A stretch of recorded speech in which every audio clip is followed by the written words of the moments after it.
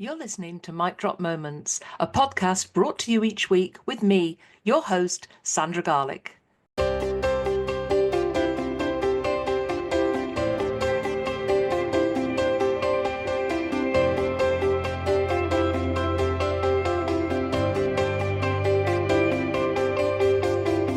During the podcast, I invite guests to share their amazing stories, knowledge and top tips, including their mic drop moments, especially for you.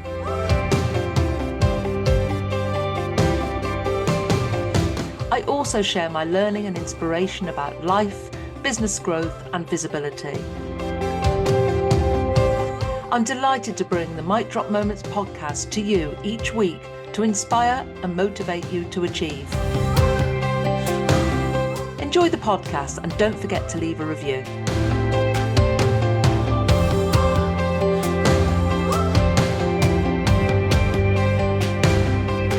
Mic Drop Moments is sponsored by Grow Radio. Want to launch your own podcast? Grow Radio are here to help. Grow Radio has launched and supported countless podcasts, and they'd love to do the same for you. Just hit record and they'll handle the rest. No editing stress, no technical faff, just a great podcast released when you want. Need a little extra support? Grow Radio's workshops and courses make getting started easy. Let's bring your podcast to life. Message Grow Radio on social media. Let's make this happen.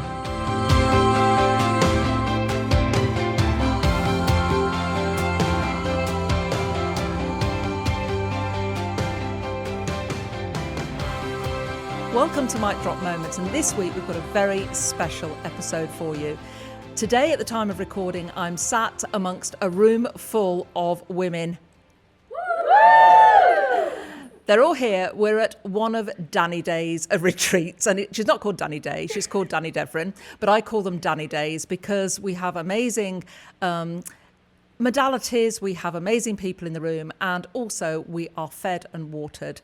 So today is all about money, magic and miracles, and I'm going to be chatting to Danny Devrin.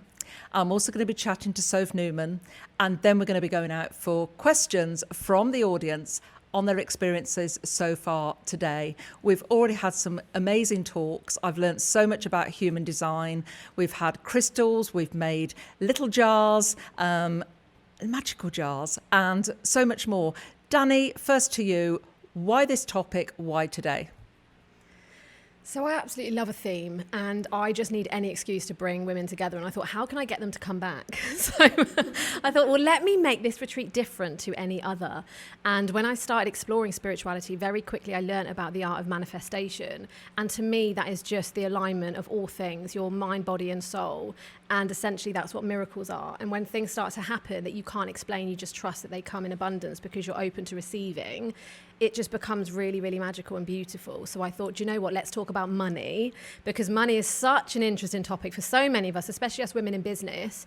And I love to play with money. So I thought, do you know what, let's all share our money stories and let's talk about money, magic and miracles so they know what to expect. It's going to be full of spirituality, but it's going to be full of surprise and curiosity, and essentially manifestation is the golden thread under it all. So money, magic and miracles.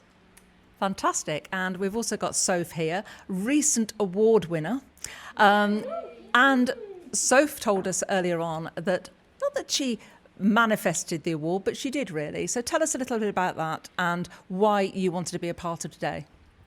Yeah, so I manifested the award by making it a game, really. And I just said, let's have some fun with this and see if I can go for something really, really specific. And I started talking about it using the law of assumption that I'd already won. So I'm going to collect my award. Like I said, drafting out Instagram posts that I'd already won it and things, and just letting it feel really safe in my body that I had won. And even though I did manifest, it was still like the biggest shock ever. So yeah, that was so fun. And you do a lot about astrology, the stars, the moon, the sun, everything. And do you think that we are destined to make money or not to make money? Do you believe there are astrological things around that, or beliefs even? Or do you think we can learn the behaviours to attract money to us? I think it's a bit of both. There definitely are things that we can look at in people's charts around money. There's a whole house that's to do with money, which is your second house. But interestingly, it's also your house of self-worth. So I think those two really go well together, and you have to believe that you are worthy to receive that money, to be able to receive it. That's interesting, because when I did my little jar, we had these little scrolls in the jar that we could write on. And I was an I feel, not an I am. I was an I feel. And I put I feel worthy in my little jar. There you go. There you go. So tell us how, Danny, how you decided to invite different people to share their modalities with us today. What was important about each of the people you brought into the room today? So I'm so proud of my journey because of the women that I met over the years. So I tell the stories all the time about 2024 and how I did a particular business course that changed my life, but because of the women that I met and because of the modalities I was exploring at the time and introduced to. So I'm big on invitation. I just want to invite people to explore things that they might not have felt safe enough to look into, or it might have felt too big for them or not for them. And I think, do you know what? If I can make them feel comfortable to just dip their toe in just a little bit, just to get curious, you never know what will shift, because I can hand on heart say that my life has completely transformed in the last 2 years because of the modalities that I have explored. And I am not a big student, I don't go and read all the books or listen to all the things, and I kind of joke and say I live in a box. But when something lands and I fully embody it, it will change everything. And I've always been a show and tell person. It's in my human design, it's in my birth chart. There is so much about me that just wants everyone else to feel what I feel, because it's about the feelings. And as soon as something has an effect on my life, I have to tell everyone. And I guess that's why I fell into social media and marketing and being comfortable with being visible online, because I see it as giving somebody a spotlight. It's always to share and shout out something that could help somebody else. So if I can do that through storytelling and sharing how it changed my perspective, or the way I see myself and the way I accept all my parts of me because of the permission that I finally gave myself to be my truest self by these modalities, then I want to wrap that up in a way for women to enjoy it. So for me to really create a day of indulgence and opportunities where women see it as an investment, because of course, if you don't wrap things up in a certain way for women, they're not going to do it.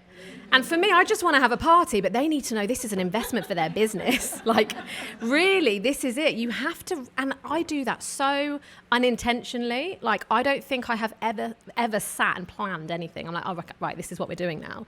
But when I look back in hindsight, I'm like, oh, no wonder this works, because this is personal development for their business, because all they want to do is create financial abundance, because we have been told that money controls everything. And if we want to feel successful, we must make the money. If we want to feel happiness and free, we have to create the financial abundance. So for me, it made so much sense that I've been exploring how to do what I want to do for a living, so that I can make the money and the freedom and the success by being who I am. So I've kind of flipped it, because to me, I don't think any of it is actually to do with money at all. And as soon as you shift your perspective, how can I feel happy? How can I feel worthy to receive the life of my dreams? That's when money flows, because money is just energy. And when you shift your perspective to the outcome that you want to receive, you take your foot off the gas, which we've spoken about so much today. You learn to slow down and surrender. You learn to attract and assume that everything will flow for you. Then it starts to happen. And that's exactly been my story, because luckily for me, I just refuse stress or anything negative. I don't know what it is, but I'm just lucky, and I've always felt very privileged that I just have a concoction in my human design that just, if it's not bringing me joy, I'm not doing it. If it doesn't make me feel peaceful and safe, it's not for me. So I've learned that that's what I can help people do. Learn the art of surrender and lean into the things that bring you joy, because when you really do the thing that makes you happy and that you're good at, like you've taught me, the ikigai, that's when money flows. And all we really want to do is live a life of pure joy and happiness and content, peace. We all just are seeking peace. Then the abundance freedom comes, but it's nothing to do with the actual money, and that's just deep conditioning. That, of course, I've got big rage for conditioning, guys. We'll come on to that. And you mentioned Ikigai there. I'm a big follower of Ikigai. I believe, we should be living our purpose every day. And if you can do what you love, people need it, the world wants it, you can charge money for it. It's a whole circular thing. You've got the sweet spot in the middle. And when you lose your purpose, when you aren't in that sweet spot, that's when things get sticky and unaligned. We've been talking about alignment today and how things can feel so much easier when everything's in alignment. Now, Danny did say to me earlier, when we first met, she didn't think I was into this stuff, as she put it. And then she learnt that I go out and talk to the moon at night, and I'm into, I've had my human design done, and then I had my chart done with Sophie, and then I've had different modalities and things. And I loved doing that little jar today, putting all my little crystals in and everything like that, and setting my intentions. So yeah, I am a little bit that way. But a lot of people are too frightened, and we've talked today about manifestation, and I think it's the word itself has got good connotations and it's got not so good connotations. So why do you believe, Danny, that manifestation is a good thing? And you haven't used the word manifestation in today, but some of it is around that. And you've manifested things in your life, and it's not just sitting, I don't believe, this is my view, it's not just saying, oh, I'm going to manifest £1 million into my world. I'm just going to sit here and let it happen. You've got to take action. You've got to take steps. You've got to do things. So what's manifestation to you, Danny? I love this question because actually I intentionally don't use the term manifestation in my messaging because it has got such connotations around it being just a buzzword or just surface level or just about mindset or affirmations, but it's so much deeper than that. And when I really understood that manifestation is just co-creation, we're doing it all the time, every day. When you decide to go to the shops, oh, I've manifested this. Like, people overthink things too much. And I'm somebody that just wants people to realize that it's not that complicated. Life shouldn't have to be so hard, and business doesn't need to be difficult either. And when you really trust that your body feels safe and your emotions are feeling free, and then your mindset can trust that sometimes things come up to distract us or to confuse us. And actually, when you learn to come into the body and you realize that potentially my intuition knows exactly what it wants to do, but my conditioning and my surroundings and my fear. And that's why I work so closely with Soph, because she's on a mission to retire the good girls and all of us. And I will say that's a massive part of my story, because until you feel really worthy in your body to receive the things that you really want, you are going to keep limiting yourself and blocking yourself, because it's the action that you have to take. So, for example, the biggest manifestation story I've got, and I've shared with the ladies today, is the fact that I really wanted to be part of a spiritual magazine. And an opportunity came into my inbox, and I could have ignored it. I could have said, no, I'm not ready. I'm too busy. I don't have time. It's not for me. But I took that call. And even on that Zoom call, when the chief editor of a spiritual magazine based in California, crazy, asked me about featuring in her magazine, I could have just said, yeah, I'll do it once and that's it. But I found myself asking her, can I have a rolling column? I'd like to work with you consistently. And she couldn't believe it, because she had been calling in somebody who wanted to have a regular feature. Now, I could have just accepted what she'd offered me, but I felt this inner nudge to just put myself forward, just be courageous and brave. And again, I could have just done it once and said, this isn't for me. And then she even asked me to be the expert of manifestation. And I thought, how weird. I've never said I'm an expert of manifestation. But to her, I didn't need to. And that's the thing in business, especially with our messaging. We don't need to tell people all the time. Just wait for them to feel it. Wait for them to get to know you. And that will sell yourself for you. Like, some of us try and spend so long explaining what we do. And I've always rebelled the system, and I've always frustrated business coaches and strategists, because I'm like, I don't want to explain myself in a 30-second pitch. I don't do that. I don't want to tell you what I do. I want you to get to know me and find out who I am. So in that moment, she not only gave me an amazing opportunity, she gave me the permission that who I am is enough for people to really see me. And I became the expert of manifestation because it's what I embody. I genuinely have the courage to go out and do the thing that I want and feel worthy enough to have fun and play and help people, because of the modality that I've explored, because of my nervous system feeling safe, because I understand how we all need a bit of therapy to understand our triggers and trauma and activations and all these things, because it's not for us to hold, it's for us to move through. And when you move through that and you release it, you then start to do life a little easier, and things just start to happen because you feel as though it could. And that's why manifestation is so important to me, because I want everyone to live the life of their dreams. And I talk about it all the time. All I genuinely want is for people to be happy. And that is so multi-layered, because everyone has different versions of happiness. So I will never try and help people make money. I'll help them try and be happy, whether that's reducing your hours, reducing your income, because you just want to be happy doing something that fills you with joy. And that's where I see problems in the industry, because they're chasing the 10K months, they're chasing the figures. But unfortunately, those people will always be chasing something, because that will always move. The post always moves until you realize to be happy with who you are and be content and feel the real secret of life is peace and happiness. Money will always come, and it will always be there if you're open to receiving it. It's interesting you say that, because you'll never hear me talking about 10K months, 6-figure business, 7-figure business. I just don't talk about that, because everything, and I said recently, success is different for everybody. Success to me isn't the pound sign. Success to me is the freedom. It's the fact that I've got my free flow Fridays. It's the fact I've got my weekends and my boundaries around me. It's the fact I can have fun with my family. It's the fact I can go on holiday when I choose to go on holiday. But we do need money to do those things. But you're right. If you set that target, and I'm going to do this, and then it's the next thing. You're never. I've worked for goals many times in my life and reached the goal, and then you think, you don't get to enjoy it, because you're thinking, what next? You're constantly striving for the next thing without just staying there and thinking, oh, this is good. I quite like where I am now. You're always pushing for that and striving for that next thing. Sophie, you talked about manifesting your reward. In visualization, really, you were visualizing that, you were repeatedly thinking about it. And I've done that myself, in my life, really thought hard about things I want. And I think sometimes when you do think, you take the steps you need to get there, because there's no point visualizing winning an award if you haven't entered. So, yeah. So this is what I mean about manifestation. You can't manifest things unless you take action.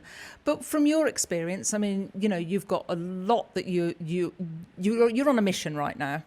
So how does that align with manifestation and, working in that way, but also the stuff you want to do and the word you want to get out there? I really believe that when some of you guys might be sat here today thinking, I've tried manifesting and it hasn't worked. And I really believe that when we are in survival mode, we cannot manifest. So our brains are only focused on keeping us safe at that time. So they're not worried about whether we have the nice car or the nice holiday. It just wants to keep us safe. A lot of the work that I do is helping women hold more, so they have more space to feel safe, and then hopefully able to begin to manifest the things that they want. But also some women that I work with, they don't even know what they want, because they don't even know who they are, and they don't know, particularly the women that I work with that have, what I call good girl conditioning, so people pleasing, over explaining, over giving, all of those things. They're not sure what is theirs and what they really want, and what is the conditioning, what is their expectations, what is it their partners or their kids or their mums or their dads. So they don't actually know what they really want and what their goals are. I work with a woman who is in corporate, and she did that because that's what her dad wanted. She's 45 now, and she's realised that isn't what she wants to do, and we're now trying to figure out what it is that she really wants, and we're having to slowly unpick. It's almost like, I think of it as we go through life and we have all these post-it notes put on us with different labels, and we're slowly having to take these post-it notes off and look and go, is this really yours? Do you want to keep this one? And then if not, we throw it away. But I think a lot of it is about actually creating that safety to start exploring those questions. Isn't that interesting? Because to me, right there, as you were saying that, I was thinking back in my experience and the post-it note analogy. So many of my dreams, my goals, my aspirations, when I actually drill down into them, they probably weren't mine. They were somebody else, whether it was my ex-husband's dream or my ex-partner's dream or one of my children's dreams or my mother's dream. I was always living to somebody else's expectation, somebody else's dream, to make somebody else happy. But it wasn't until probably the last 2 years that I turned it round and said, right, what makes me happy? What drives me forward? And what does my future look like? Because it's my turn now. Woo! Yeah.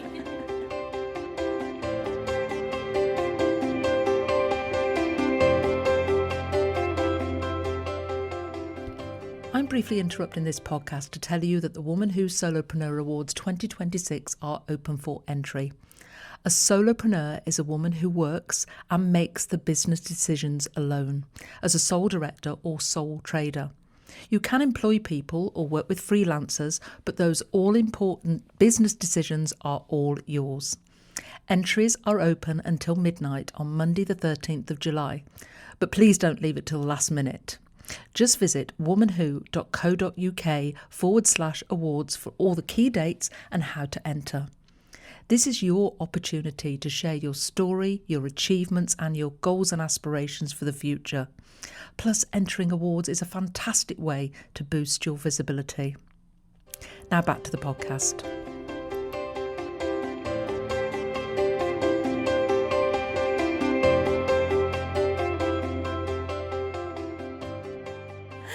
So I would love to come out into the audience. I am sure that you've got some questions for Soph and for Danny. So if you've got a question, I'd love you to put up your hand. I'm going to come out to you with the mic and let's get some input from our audience. Okay, so the question that I've just posed to the audience is, what was your money story? What were you told growing up? What was your money story? So if you'd just like to say who you are and then tell us what your money stories were. Hello, so I'm Sian Kyra and I'm a business and mindset mentor. And my historical money story was that we have to work really, really hard to get any kind of money. That's a really common one, isn't it? Work really hard to get any kind of money. Sophie, do you feel that that is the key to money, or is there something that contradicts that? I think it's bullshit, really. Because when I think about the hardest working people that I know, they have the least money. And they work so, so hard. Again, I think it is a lot about what Danny's spoken about this morning, about allowing that space and that happiness, and then the money comes in. It is. My mum used to tell me the harder you work, the more you'll get. You know, we're told, we're conditioned in those stories. Anybody else got a money story that they were told growing up? Come on, there must be loads of them. One I was told, right, okay, we're coming over here now. Just introduce yourself, tell us who you are, and then tell us your money story. Hi, I'm Sarah Heron, and my money story is very much about money doesn't grow on trees.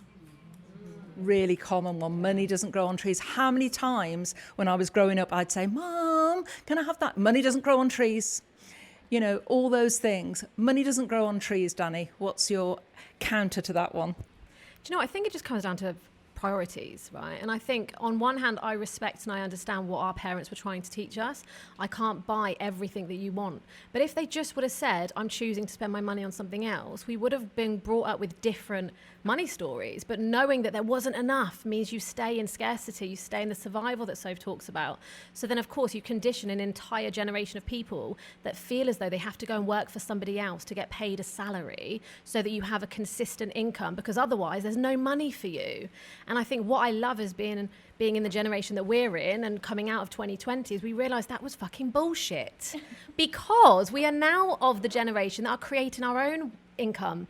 We've gone out there and we've set up our own CICs to sort out the systems and all the problems, and you know, we've created our own businesses, and there's so many more entrepreneurs now because we've realized that was a massive trap and none of it was true. And I've been brought up by an Italian man with very strict money stories and conditioning, and he always used to say life is shit.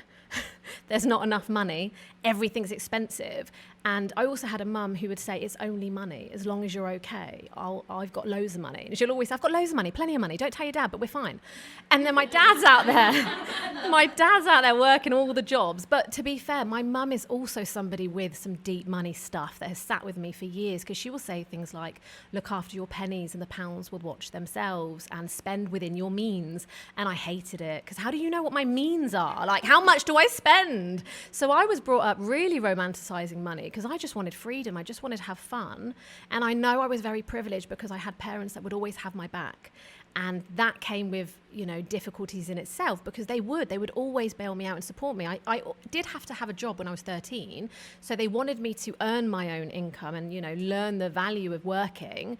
But I always knew deep down, Mum's got loads of money. She'll help me out. I will never say no to something because of money. And I love that about me now, because I want people to play with money. I want you to know you can earn loads of money and you can spend it all as well. You get to choose, essentially, is what I love people to realize about money. They are choices, they are priorities. How you spend it is on you. You can make really bad money choices and then you need to make a load more money. But it's energy and it's free flowing and there's so much of it. So when you take the pressure off and you realize whatever happens, I can go out there and make more of it. It's okay. You just release your grip a little bit and money will just flow. It's it's true. My parents were traditional parents. My mum was a stay-at-home mum. My dad went out to work. My mum earned a bit of pin money to take us on holiday. She had a money jar. She had brown envelopes. All the money went into the brown envelopes at the end of the week.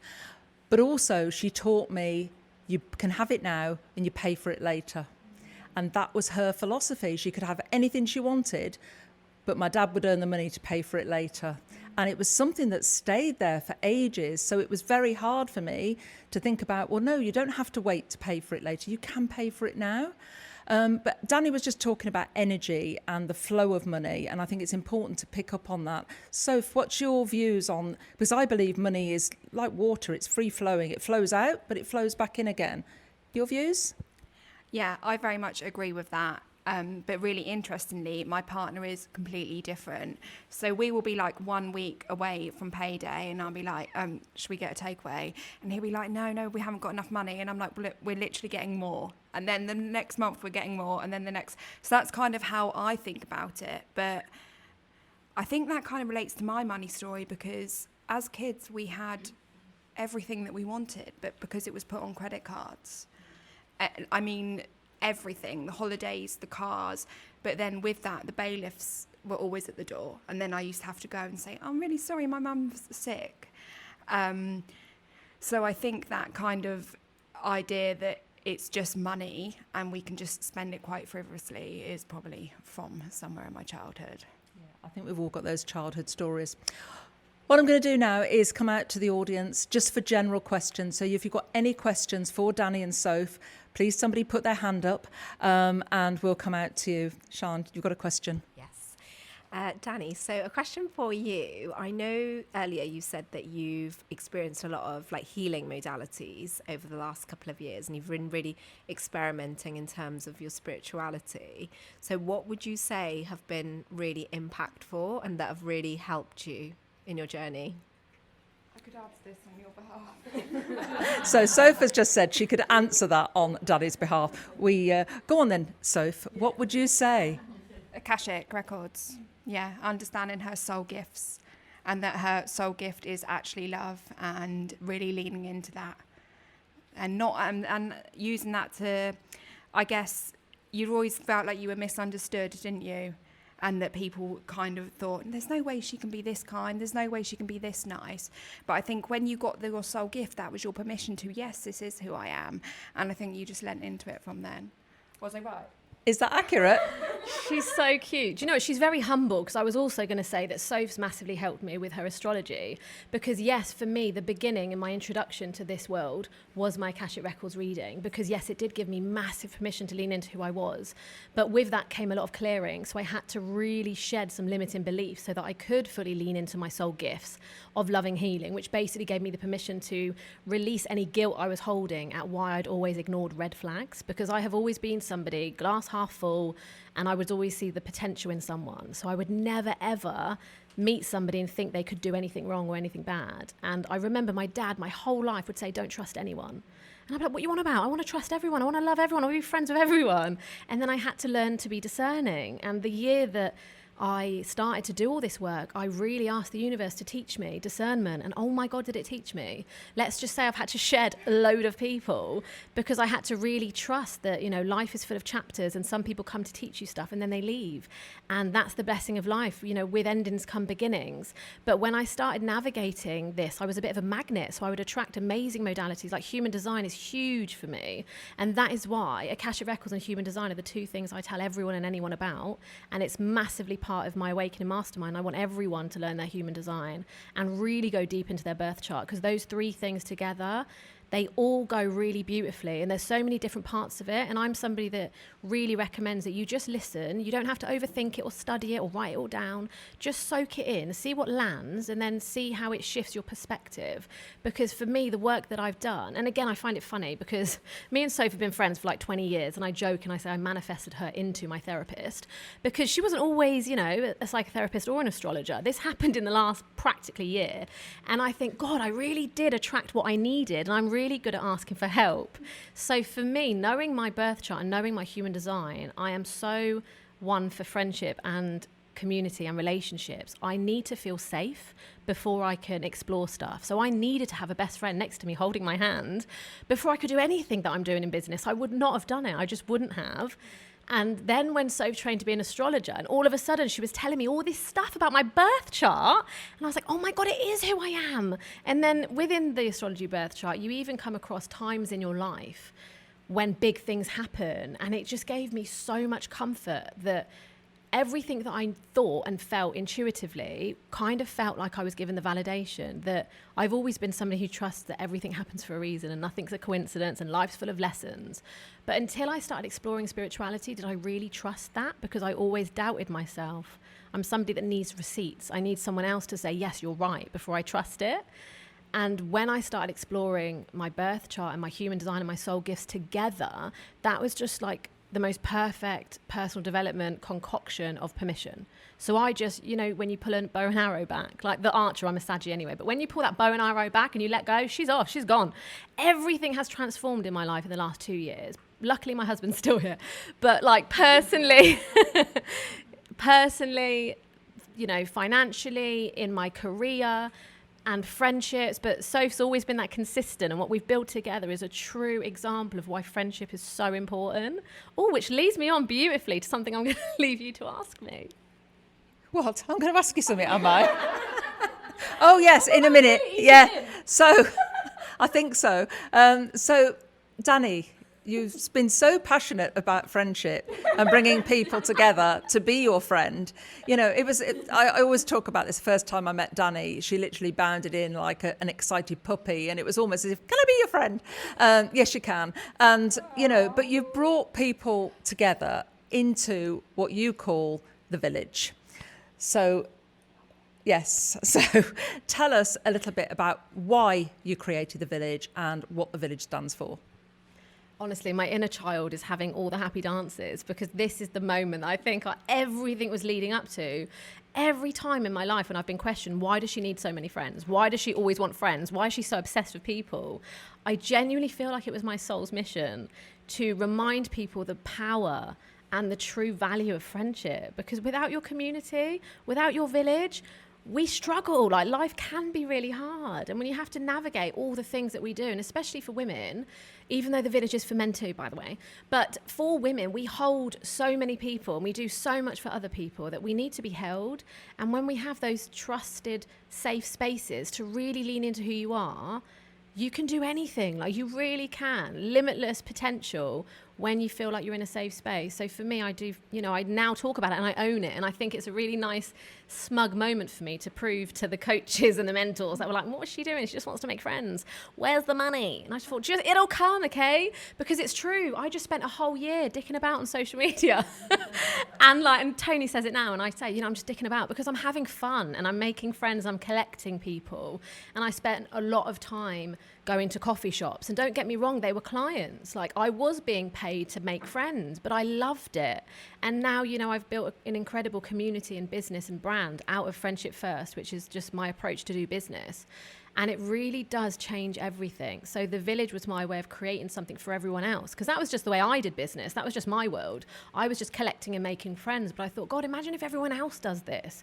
Imagine if everyone else can feel so safe to be seen, if they know that they've got a complete tribe of cheerleaders and support who have got their back, who are like-hearted and into similar things and want to explore spirituality, because they truly understand that personal development is the most important thing we can do in life, not only for ourselves, but for our business. When you can do that amongst friends and you can have fun, it really does change and shift everything for you, because you will then start taking risks and being courageous, and you will end up doing the thing that you've always wanted to do because you've got people that have got you. That's my mission. I just want everyone to be happy. And if I need to build a whole village, I'll do it brick by brick for everyone else to come and hang out and make friends with me, because it will change your life. Can you build it in Italy so I can come and play in the sun? Because Soph says I'm supposed to be in Italy, so that's where I'm going to end up. We've got time for one more quick question. Has anybody got a burning question? Coming over here to my human design lady. Sorry. Hello. So, Sue Jones-Miranda, it's a kind of off-topic question, but I would love to know, knowing what you both know individually about each other, what superhero or like fictional character are you most alike? Right, so Sue wants to know what superhero or fictional character are you most like? I'm most like Jessie out of Toy Story. I love her gung-ho at spirit on life. I just love the way, and I love the fact she wears a cowboy hat. Come on, superhero. Oh, Soph, come on, positivity here. Oh, I've got one. Come on then. I'm definitely Joy from Inside Out. So for those that have watched Inside Out, it's all the emotions. And joy is, of course, happiness. And that's it. Like, I just want everyone to soak up the happiness and to shift every perspective. But I still need to be grounded and feel the emotions. So Soph would be there to say, but how do we feel about this? We can't just be happy all the time. Life lives. So I think it's really important to have that combination. So who would Soph be? I don't know. Soph is struggling here. Should be sadness. I think I've got Soph associated with the moon because I love the moon, and I think What show had the moon in? Bear in the Big Blue House had a moon, didn't it? Yeah. There you go. There we go. We've got the moon there. Thank you for that question. Sadly, we have run out of time. It's been great chatting to Danny and to Soph and to you all. And thank you for tuning in to Mic Drop Moments.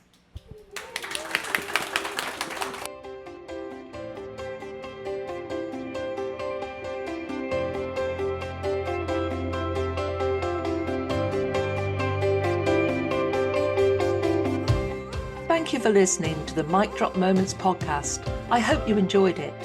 Join me next week for more inspiration, learning and top tips.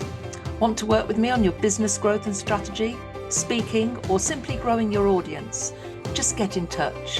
Visit womanwho.co.uk to find out how you can start your speaking and visibility journey, or even feature on a future podcast.